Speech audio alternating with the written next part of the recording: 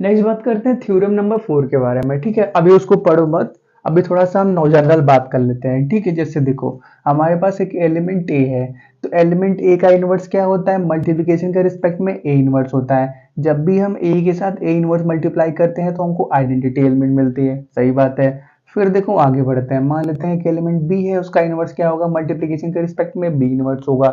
जब भी हम बी के अंदर बी इनवर्स मल्टीप्लाई करेंगे तो हमको क्या मिलेगा, आइडेंटिटी एलिमेंट मिलेगा।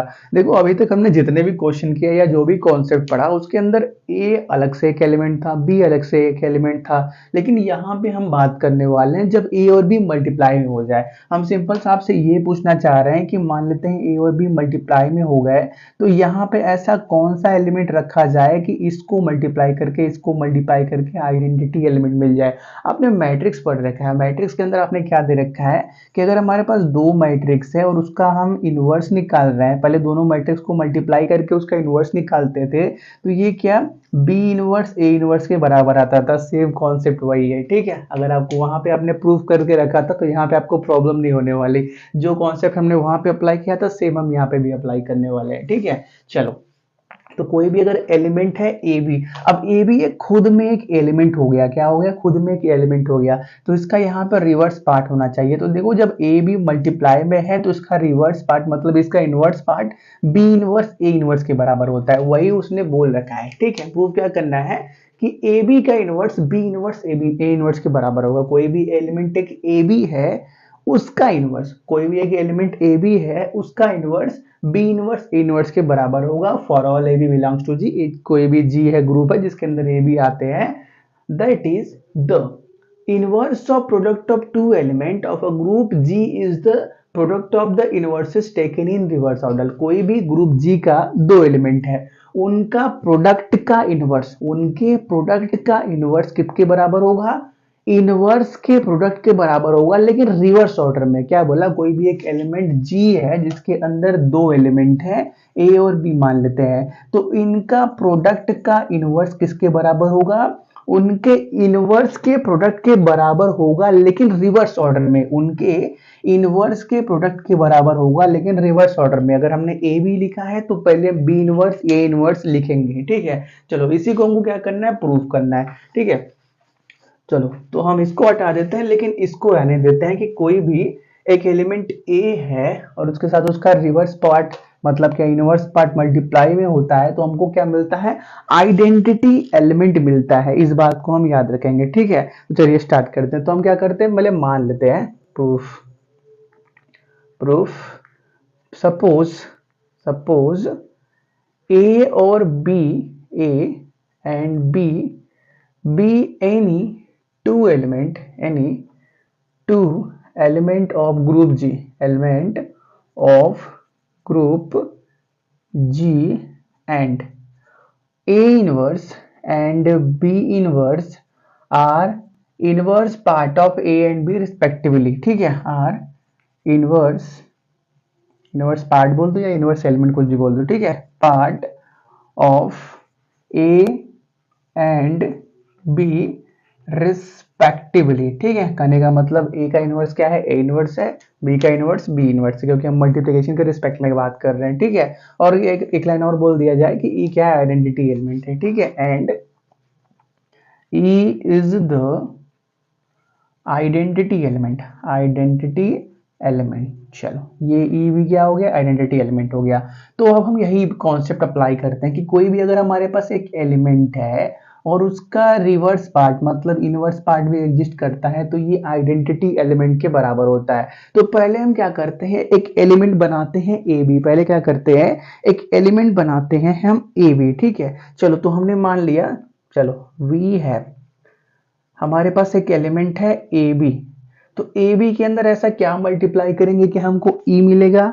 ए बी के अंदर अगर हम इसका इनवर्स मल्टीप्लाई कर देंगे तो हमको क्या मिल जाएगा, ई मिल जाएगा। ठीक है, तो हम क्या करते हैं, ए बी खुद में एक एलिमेंट हो गया, अब इसका इनवर्स क्या होगा, बी इनवर्स ए इनवर्स होगा, और ये किसके बराबर होगा, ई के बराबर होगा। अभी ये बात हमको नहीं मालूम है लेकिन हम इसी बात को प्रूफ करने वाले हैं। हमने क्या किया, ये एक खुद में एक एलिमेंट ले लिया और ये क्या है, उसका इनवर्स पार्ट है, मल्टीप्लाई होके ई के साथ ई के बराबर होना चाहिए। यही बात हमको क्या करना है, दिखाना है। ठीक है, तो देखो हम मल्टीप्लिकेशन के अंदर और इनवर्स पार्ट निकालने के टाइम दो बार प्रूव करते हैं कि अगर ए इनवर्स ई के बराबर है, मतलब ए इनवर्स क्या है, ए का इनवर्स पार्ट है। या हम ऐसा भी दिखाते हैं कि ए इनवर्स ए अगर ई के बराबर है तो उस सिचुएशन में भी ए इनवर्स क्या है, ए का इनवर्स है। ठीक है, तो हम क्या करेंगे, दोनों कंडीशन सेटिस्फाई करेंगे। हमने पहले क्या बोला कि ए भी एक एलिमेंट है, ए भी एक सिंगल एलिमेंट है, तो उसका inverse B inverse A inverse है, दोनों मल्टीप्लाई होके ई मिलेंगे। तो हम दूसरा पार्ट भी करने वाले हैं कि बी इनवर्स ए इनवर्स है, तो उसका इनवर्स अगर मल्टीप्लाई करेंगे तो हमको आइडेंटिटी एलिमेंट मिलेगा। इससे पहले जो थर्ड थ्योरम था उसके अंदर हमने क्या देखा था कि कोई भी एक एलिमेंट हमारे पास ए है, उसका इनवर्स क्या होता है, ए इनवर्स। तो कोई एक दूसरा एलिमेंट अगर हमारे पास ए इनवर्स है, उसका इनवर्स क्या होता है, ए के बराबर होता है। तो वैसे ही हम यहाँ पे बोलने वाले हैं कि कोई भी एक एलिमेंट ए भी है तो उसका इनवर्स क्या होगा, बी इनवर्स ए इनवर्स होगा। तो अगर कोई एक एलिमेंट हमारे पास बी इनवर्स ए इनवर्स है तो उसका इनवर्स क्या होगा, उसका इनवर्स आपका ए बी के बराबर होगा। क्योंकि देखो यहाँ पे स्टेटमेंट में बोल भी रखा है कि मल्टीप्लिकेशन में इनवर्स क्या रिवर्स ऑर्डर में हो जाता है। ठीक है, तो जो कॉन्सेप्ट अपने थ्योरम नंबर थर्ड में अप्लाई किया था, सेम कॉन्सेप्ट यहाँ पे अप्लाई करना है। ठीक है, ए का इनवर्स ए इनवर्स है तो उस इनवर्स का इनवर्स क्या होगा, ए के बराबर होगा, इनवर्स का इनवर्स ए के बराबर होगा। वैसे ही ए बी का इनवर्स अगर बी इनवर्स ए इनवर्स है तो बी इनवर्स ए इनवर्स का इनवर्स क्या होगा, ए बी के बराबर होगा। ठीक है, तो वही दोनों कौन बात हमको प्रूव करनी है। तो पहले हम इसी के बारे में बात करते हैं। यहाँ पे हम क्या करते हैं, एसोसिएटिव लॉ लगा देते हैं। ठीक है, चलो पहले हम क्या कर रहे हैं, इस पार्ट को प्रूव कर रहे हैं। कोई भी एक एलिमेंट है और उसका इनवर्स है तो ई के बराबर आ रहा है कि नहीं, हम ये देखना चाह रहे हैं। ठीक है, चलो तो इसको देखते हैं। एसोसिएटिव लॉ यहाँ पे लगा दो, ए बी को साथ में कर लो और बी इनवर्स को भी इधर कर लो और ए इनवर्स को बाहर कर लो। ठीक है, चलो अब इसको क्या कर दो, आप ए बी इनवर्स कर लो और ए इनवर्स को बाहर करने दो। अब बी है और बी का इनवर्स है तो कितना आएगा हमारे पास, आइडेंटिटी एलिमेंट मतलब ई आएगा। तो ए ई हो गया यहाँ पे और ए इनवर्स तो बाहर है ही, तो ए ई मतलब क्या, ए के बराबर। मतलब क्या लिखा हुआ है, ए इनवर्स कितना बराबर आएगा, ये ई के बराबर। तो देखो क्या आ गया हमारे पास, लिख लेते हैं ए बी और बी इनवर्स ए इनवर्स आ गया हमारे पास ई के बराबर। चलो इसको नोट करो। अब हम बात करते हैं सेकंड पार्ट के बारे में। ठीक है, सेकंड पार्ट मतलब क्या, ए इनवर्स ए के मल्टीप्लिकेशन के बारे में। ठीक है, अब क्या करो, पहले इसको नोट करो। कुछ ज्यादा नहीं किया, अगर थ्योरम थर्ड क्लियर है ना तो ये भी क्लियर हो गया होगा, आई क्या बोलते हैं, आई एम श्योर। ठीक है, चलो तो इसी को रिवर्स ऑर्डर में अब मल्टीप्लाई करते हैं। इस बार क्या किया, पहले ए बी के साथ उसका इनवर्स निकाला, तो अब क्या करते हैं, इस बार बी इनवर्स ए इनवर्स है, इसका इनवर्स निकालते हैं। या ऐसा ही बोल दो, उल्टा ही बोल दो कि ए इनवर्स है तो उसके साथ ए मल्टीप्लाई करते हैं। ठीक है, तो बी इनवर्स ए इनवर्स के साथ क्या मल्टीप्लाई करेंगे, ए बी मल्टीप्लाई करेंगे। दोनों कॉन्सेप्ट क्लियर है, दोनों कॉन्सेप्ट सही है। इसका इनवर्स बोल दो वो भी सही है, या इसका रियल पार्ट बोल दो वो भी सही है, दोनों मल्टीप्लाई करके ई के बराबर ही आने वाले हैं। ठीक है, ग्रुप थ्योरी इतना तो आपने पढ़ ही रखा है कि कोई भी एक एलिमेंट है उसका इनवर्स पार्ट है तो दोनों मल्टीप्लाई होके ई आएंगे। तो ऐसा बोल दो या ऐसा बोल दो, कोई फर्क नहीं पड़ने वाला है। ए का इनवर्स ए इनवर्स हो गया या ए इनवर्स का इनवर्स ए के बराबर हो गया। ठीक है, चलो अरे यार चलो कोई बात नहीं, फिर से लिख लिया जाए। क्या था हमारे पास, बी इनवर्स ए इनवर्स और साथ में क्या था, ए बी। ठीक है, अब क्या करते हैं यहाँ पे बस वही एसोसिएटिव लॉ लगा देते हैं। ठीक है, तो इसको क्या करते हैं, हम बी इनवर्स को बाहर ही रहने देते हैं और ए इनवर्स ए और क्या बी को साथ में कर लेते हैं। ठीक है, तो देखो इसको क्या लिख सकते हैं हम, बी इनवर्स और क्या ए इनवर्स ए साथ में कर लो और बी को बाहर रहने दो। तो देखो ए इनवर्स ए क्या हो गया, ई के बराबर। तो यहाँ से क्या मिल गया, बी इनवर्स ए ई के बराबर और यहाँ पे b तो है ही, तो e इंटू बी क्या हो गया, b के बराबर, मतलब b इनवर्स b मिला। b इनवर्स b मतलब क्या, e के बराबर मिल गया। तो यहाँ से हमको क्या मिला, b इनवर्स, एक सेकेंड,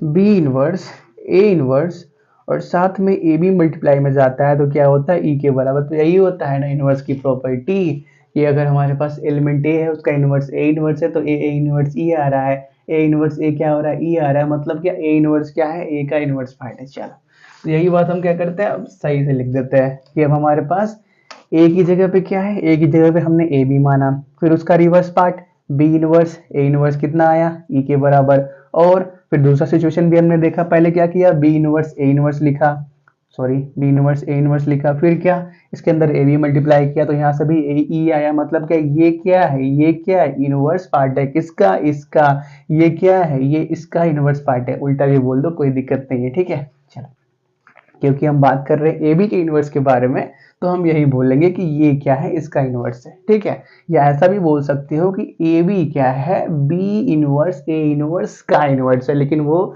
थोड़ा सा दूसरा कॉन्सेप्ट हो जाएगा, तो उसको एक सेकंड के लिए रोके दो, क्योंकि हम बात कर रहे हैं ए बी के इनवर्स के बारे में, ठीक है। क्योंकि हम अगर बात करते हैं किसी टॉपिक के अंदर कि बी इनवर्स ए इनवर्स का इनवर्स क्या हुआ, तो वहां पे आप ए बी बोल सकते थे, लेकिन जहां पे जो बात हो रही है वो बात करनी चाहिए, ठीक है। फालतू बात करोगे तो कंफ्यूजन होगा, लेकिन कॉन्सेप्ट तो क्लियर ही होने वाला है, कोई दिक्कत नहीं है। तो यहाँ से क्या हो गया, B inverse A inverse is the inverse of A B, वही उसने स्टेटमेंट में लिख भी रखा है कि ए बी का इनवर्स क्या होता है, बी इनवर्स ए इनवर्स के बराबर होता है, ठीक है। आई होप इस थ्योरम में अब आपको कोई भी प्रॉब्लम नहीं होने वाली, ठीक है। चलो, तो इस थ्योरम को पहले आप नोट कर लो, कुछ बड़ी बात नहीं थी, ठीक है। जो ऐसा आपने मैट्रिक्स के अंदर अप्लाई किया था वही कॉन्सेप्ट सेम यहाँ पे भी अप्लाई है, ठीक है। चलो,